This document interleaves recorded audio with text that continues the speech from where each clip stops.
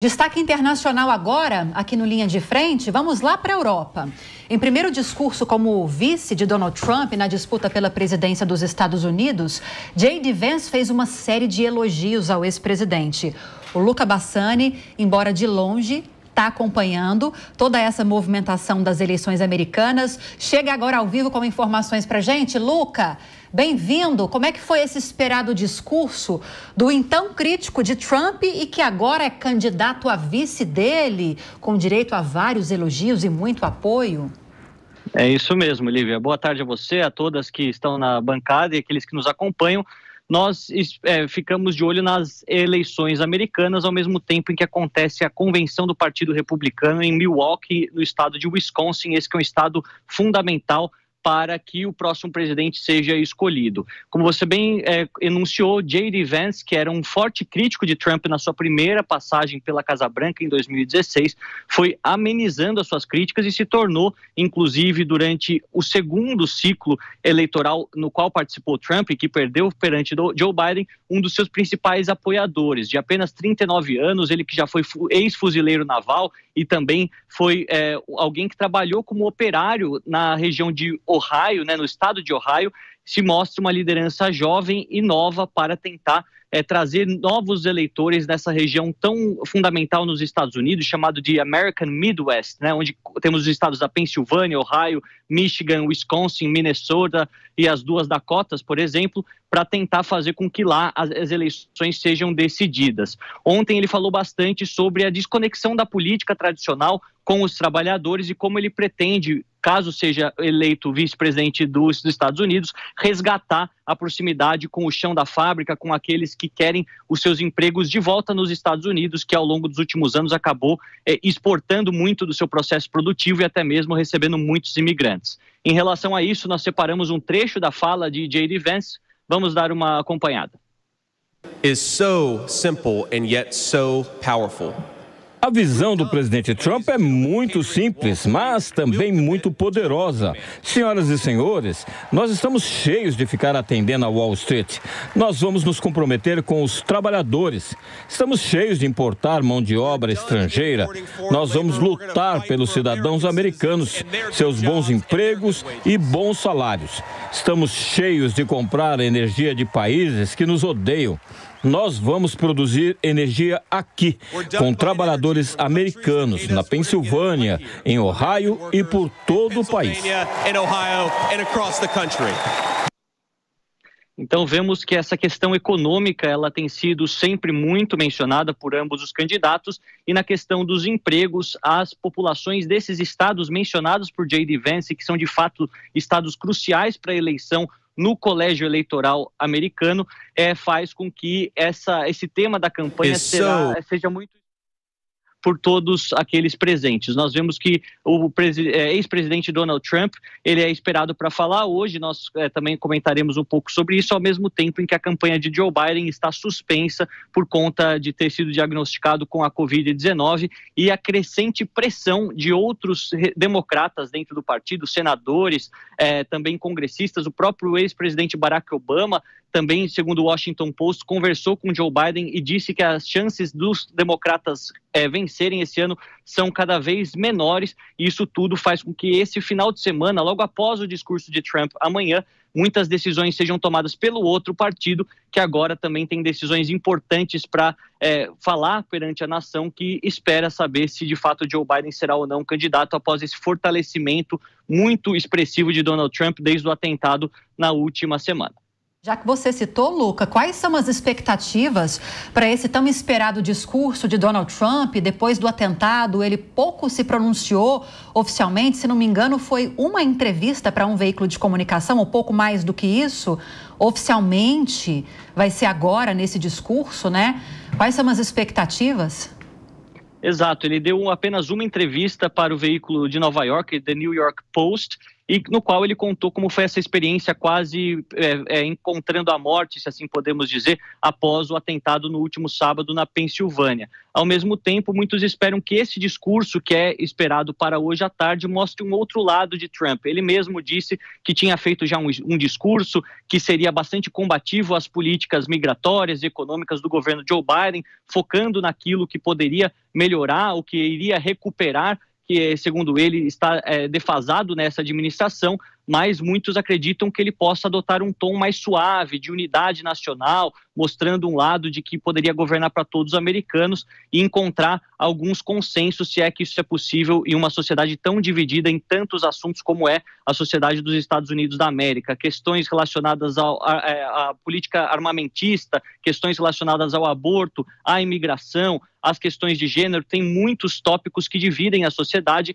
e, portanto, até o próprio Donald Trump e outros republicanos acreditam que seja difícil encontrar um consenso, mas estão na expectativa que seja um discurso um pouco mais suave daqueles que estamos acostumados a ver Trump fazendo, e de qualquer forma também qual foi a sua experiência depois de tantos dias, relembrando aqueles momentos que seguiram o atentado no último sábado e as repercussões que esse discurso terá, não só internamente do Partido Republicano, mas também no aspecto externo da política dos Estados Unidos para os europeus que olham também com preocupação a volta de Trump, para a guerra da Ucrânia, Israel, que é um forte aliado de Trump, principalmente durante seu primeiro governo, além, é claro, de como os democratas irão se reorganizar, uma vez que Trump tem crescido nas pesquisas e cada vez mais tem se mostrado que Joe Biden é um candidato menos competitivo do que se achava perante o seu adversário na próxima eleição em novembro.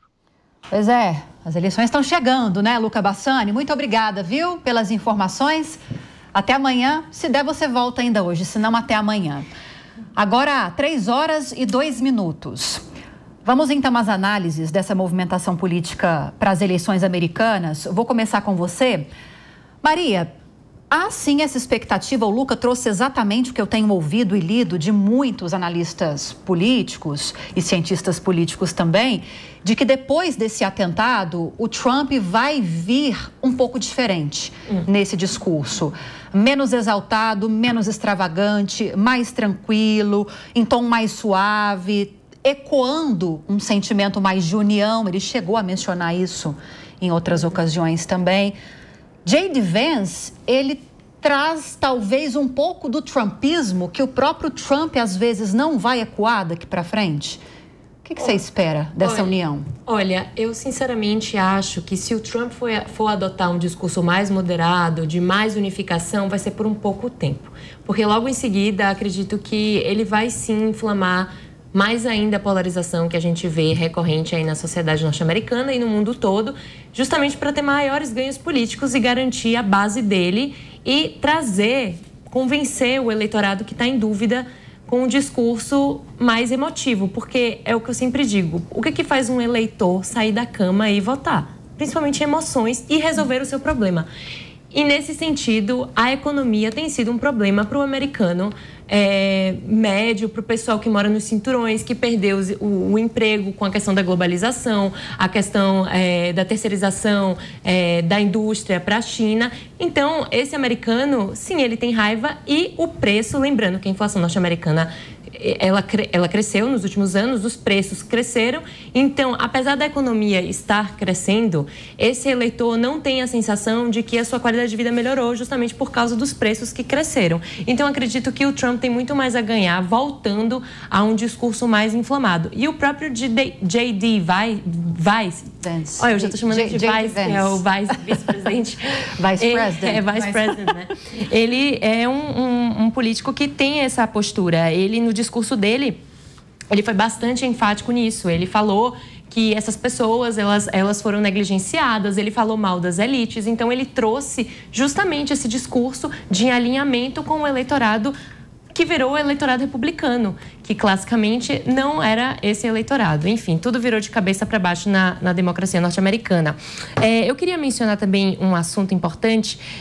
Enfim, o J.D. Vance é apontado como o herdeiro do Make America Great Again, tudo isso. Eu andei pesquisando, tem um dado que saiu da Eurasia que falou que 75% da população norte-americana teme mais violência nessas eleições de 2024. Ou seja, gente, pode ser que venham cenários e situações aí muito complicadas, porque a violência política está atingindo um pico muito forte. Nessa mesma pesquisa fala que 25% de uma parte de um eleitorado radical acredita que a violência deve ser, sim, usada com o oponente, com o lado oponente, ou seja, a própria população está mais inflamada. E, diante do que você falou, do Trump adotar um discurso mais moderado por conta de toda essa mídia que ele vai ganhar, né, repercutindo esse atentado, eu acho que esse atentado ele vai ser um divisor de águas e vai definir o futuro democrático dos Estados Unidos. Casas de aposta amanheceram fervorosas porque a aposta de que o Trump ia ganhar bateu recorde e em históricos, dados históricos da democracia norte-americana revelam que, de fato, quando um presidente ou um presidenciável sofre esse tipo de atentado, a popularidade aumenta muito. O Reagan, quando sofreu um atentado, ele teve seus índices de aprovação subindo em 15% em menos de 2 semanas. Ele foi de 55% para 70%. Então, isso provavelmente vai se repetir com o Trump. Vamos ver como as pesquisas vão avançar, Daisy, nessas próximas semanas, porque até agora as pesquisas não ecoaram esse aumento de favoritismo esperado, né? Então, tem um ponto aí no meio disso. Tem uma grande porcentagem do eleitorado do Trump que são aqueles eleitores, nos Estados Unidos o voto não é obrigatório, e o eleitorado do Trump são os eleitores que se abstêm de votar. Então, o que deve acontecer com esse atentado? A Maria falou muito bem aqui, quando acontece esse tipo de coisa, a gente estava conversando hoje com a produção da Jovem Pan até de manhã, quando acontece esse tipo de atentado, normalmente o personagem que sofreu o atentado, ele tende a virar um mito, um herói, né? Goste-se ou não, é isso que acontece, porque as pessoas... Existe até a Jornada do Herói, do Joseph Campbell, que relata isso muito bem. Então, ele sofreu um atentado, principalmente num espaço de política, onde ele estava defendendo a pátria dele. Então, depois do atentado, ele ainda... De todos os elementos que existem no Campbell, o Trump ainda levanta com o punho cerrado, fala para as pessoas lutarem. Então, a imagem que ele passa é de alguém que estava defendendo a sua pátria e quase morreu, passou por uma experiência de quase morte para defender a sua pátria. Isso acaba transformando ele num mito que sobrevive. E aí as pessoas vão acompanhando agora como que esse mito político vai sobreviver e aí vai resgatar a sua arma, né? No caso, a sua espada, para lutar de novo pela pátria. As pesquisas ainda não indicaram esse aumento na porcentagem daquelas pessoas que tendem a votar no Trump, mas principalmente porque boa parte do eleitorado que vota nele não é o eleitorado que necessariamente vai votar, que apoia ele, mas não vai votar. Então, isso deve ter uma mudança até o período eleitoral, mas que agora... O que vai acontecer com ele, diferente do que acontece em outros momentos, mas o que vai acontecer com o Trump é que, com certeza, vai ter uma questão de solidariedade em torno do nome dele, que até então não existia. Ele já é conhecido de toda a população americana, mas agora o sentimento de solidariedade em relação a ele vai existir muito mais forte. Aí, só para lembrar aqui, um dos principais teóricos da ciência política que trata justamente dessas questões que a gente está vendo agora é o Thomas Hobbes. O Hobbes fala que, abre aspas, do medo nasce a política. E existem 3 motivações para quando acontece um atentado. A primeira motivação delas é que a pessoa que faz o atentado ou que promove a violência na política, ela está atrás ou de glória, ou ela tem uma desconfiança, ou ela tem medo em relação a esse oponente que está lá representado. Esse medo das pessoas é o que vai unir agora esses eleitores em torno do Donald Trump, justamente porque o medo é o elemento fundamental da política. E aí eu queria fazer uma pergunta para Maria. Maria, a esposa do Vance, ela é imigrante, não é? Eu sei que eles se conheceram em Yale, né? Eles se conheceram em Yale. Isso pode mudar o discurso do Trump em relação à imigração, já que ele é tão... Eu acredito que não, porque isso é um debate também interessante. Próprios outros políticos que adotam essa postura anti-imigração, como o Nigel Farage no Reino Unido, tem uma esposa também alemã, o próprio Jordan Bardella é italiano na sociedade francesa. Na verdade, depende, porque o discurso que eles têm é cidadão norte-americano. Então, acredito que se a esposa é imigrante e já está lá há muito tempo, ela já foi absorvida pela sociedade, é a questão do costume mais, é a questão da cultura, é a questão do quanto esse cidadão já foi absorvido pela sociedade norte-americana e replica os seus valores. Então, é mais a questão dos valores norte-americanos. Então, acredito que não vai mudar em nada. Inclusive, eu não sei se vocês sabem, eu andei pesquisando pela internet, a própria campanha do Biden tem falado muito disso, o Projeto 25.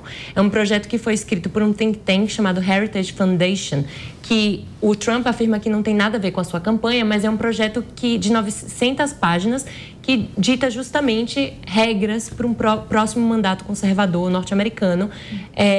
Tem pontos muito preocupantes, bastante autoritários e conservadores e, enfim, questões que danificam a democracia muito, e fala justamente da questão imigratória, que é tolerância quase zero. Sim, deportação em massa. Deportação em massa. Sim. Se o imigrante, ele quer, na verdade, se uma pessoa que solicita asilo político, ou vive em uma situação complicada de ameaça a direitos humanos, ele pode passar na frente se ele pagar uma tarifa.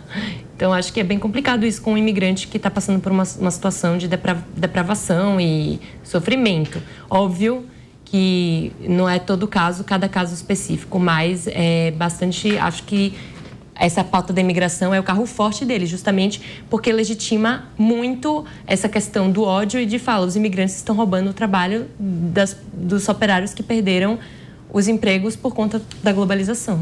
Existe esse temor, né? Como se os monstros que atacam ou devoram os empregos dos americanos, e aí eu quero te ouvir, Laura, são esses da imigração ilegal e da invasão chinesa. Né? Então, o discurso do Vance, principalmente, vai muito contra essa invasão chinesa, que, segundo ele, tirou empregos, acabou com a indústria, ou boa parte da indústria nacional, e também essa imigração ilegal, principalmente, que tira esses empregos, tira uma chance maior de qualidade de vida dos americanos. E só para responder a dúvida, sim, a esposa de Vance é filha de imigrantes indianos. E eles realmente se conheceram em Yale, na universidade. Agora, Laura, essa postura mais comedida de Trump é a cartada final, na sua opinião, pelo menos, para ele atrair esse eleitor mais indeciso, independente, porque para muitos o que incomoda é essa posição mais estridente, né? Mais forte. Forte do Trump. Seria a cartada final, juntando-se com o que aconteceu no fim de semana lá na Pensilvânia também, claro? Olha, eu pessoalmente acho que ele não vai mudar o discurso dele e vir de forma branda. Eu acho que ele vai se utilizar bastante disso. Inclusive, o próprio filho dele discursou ontem, abre aspas, ele disse: ele nunca deixará de ser o Trump quando for atacado. E isso que torna um líder eficaz, porque ele não se encolhe sobre o fogo, literalmente. Então, eu acho que ele vai se utilizar disso como uma estratégia para ir mais para cima ainda e chamar a união, de fato. Eu acho que ele vai pedir pela união e se utilizar deste palco horrível, né, que virou de extrema violência contra ele. E eu não acho de forma nenhuma que ele vai vir de forma apaziguadora, né? Apaziguador, como a Maria comentou, que ele venha de forma apaziguadora e depois mude. Eu não acho. Eu acho que ele vai se utilizar disso para vir ainda mais forte, ainda mais enfático neste ponto, né, de que tem que se unir, estar ao lado dele para combater isso. E eu acho que de forma nenhuma ele vai vir com uma posição mais amena. A princípio, veja, porque foi o discurso que tanto ele e o Biden falaram, né? Não, vamos todos nos unir, nenhum cidadão norte-americano deve atacar outro norte-americano. Mas, veja, por enquanto, acho que hoje a gente vai saber melhor como é que ele vai se posicionar. Vendo aquele calor da emoção, não dá. Atualmente, não dá. Mas será que nem hoje, na convenção, ele não vai manter essa postura um pouco? Eu não sei, eu tenho acompanhado, embora, claro, daqui do Brasil, essa convenção republicana, até a expressão do Trump está diferente. A gente sempre via Trump um pouco mais sisudo, né? Um pouco mais incisivo. E ele sorriu o tempo inteiro. Obviamente que ele está num ambiente que é zero hostilidade contra ele. E ele mesmo deu muito endeusado também, né? Esses dias dizendo que ele já tinha um discurso pronto para esse evento e que seria um dos melhores discursos da vida dele, e que agora ele mudou completamente o discurso após esse atentado, né? Então, estamos ansiosos. Vai ser interessante, vai definir muita coisa esse discurso. E do outro lado, temos os democratas que estão mal se segurando em pé. Para quem vê de fora, assim, até um próprio eleitor indeciso vê de fora um partido que está com toda a força, onde tem uma química muito forte entre um presidente e o vice-presidente, que é o Trump, e o J.D. Vance, e você olha o Partido Democrata com uma crise interna que está transbordando para a imprensa, as pessoas estão sabendo que está rolando essa crise, isso é muito maléfico para a imagem dos democratas e enfraquece muito o partido. Então, é complicado. Hoje é muito clara essa imagem, né? Acredito que para todo mundo que está acompanhando eleições americanas, democratas, personificado, claro, na figura de Joe Biden, passa uma imagem hoje de fragilidade por causa do Biden. Aí você pega o republicano, personificado no Trump, virilidade, força, né, em defesa. Não tem como ele vir com outro discurso, ainda mais depois de sofrer um atentado desse. Com base nisso, será que compensa pro democrata se desgastar numa substituição de Joe Biden? Não sei quem quer começar falando. Ou será que é melhor deixar as coisas rolarem conforme elas já estão acontecendo? Porque Trump já ganhou as eleições, por exemplo. Eu acho que a preocupação também seria inflamar ainda mais a intolerância política. Basicamente. Mas isso é um fato, né? Não tem como fugir disso, isso é uma preocupação. Assim, entendendo que vivemos em tempos onde o radicalismo político predomina, Estados Unidos, Brasil e tantos outros países, e eu fico pensando e comparando a similaridade entre o Trump e também o nosso ex-presidente Bolsonaro. A semelhança ali, infelizmente, também por conta do atentado e tudo mais. As similaridades são muitas, né? Sim. E, inclusive, a polarização, que você vê que não é algo que acontece só no Brasil. Porque hoje é isso, a esquerda, a direita, a gente estava até falando, né? Que o meio ali nem existe mais. Ou é direita, ou é esquerda, ou é Lula, ou é Bolsonaro e acabou. E isso é um reflexo mundial. A gente pode ver isso nos Estados Unidos bem, assim, escrachado, né? Não tem como estar no meio disso, impossível. Outro erro da campanha democrata que eu queria mencionar, eu sigo o perfil de ambos no Instagram, eu recomendo vocês seguirem também, é sempre bom você seguir políticos que interessem vocês, porque aí vocês se informam sempre mais. Não só o que vocês gostam, né? O que vocês não gostam é importante demais, porque o que a gente estava falando aqui sobre educação política, é importante vocês também seguir em quem você votou. Você lembra de quem você votou nas últimas eleições? É o que essa pessoa fez. Pois mas voltando aqui para o debate norte-americano, algumas falhas que eu queria apontar da postura dos democratas, sim, eu acho que eles deveriam adotar uma linguagem mais inflamada, se eles querem se tornar competitivos num cenário de polarização, tem que sim adotar para o lado deles, mas eles não estão sabendo fazer isso de maneira eficiente. Então eu estava até olhando o perfil do Instagram do Joe Biden e ele só atacava o Projeto 25. E aí, qual é a sua proposta? E uma outra crítica que eu li bem recorrente na internet sobre a campanha atual do Biden é que ele fala que precisa terminar o trabalho e que esse tipo de slogan denota o passado e que o eleitor ele quer ouvir o que ele tem para dizer sobre o futuro. Então, assim, gente, vamos fazer um rebranding aí, Partido Democrata, porque não tá dando.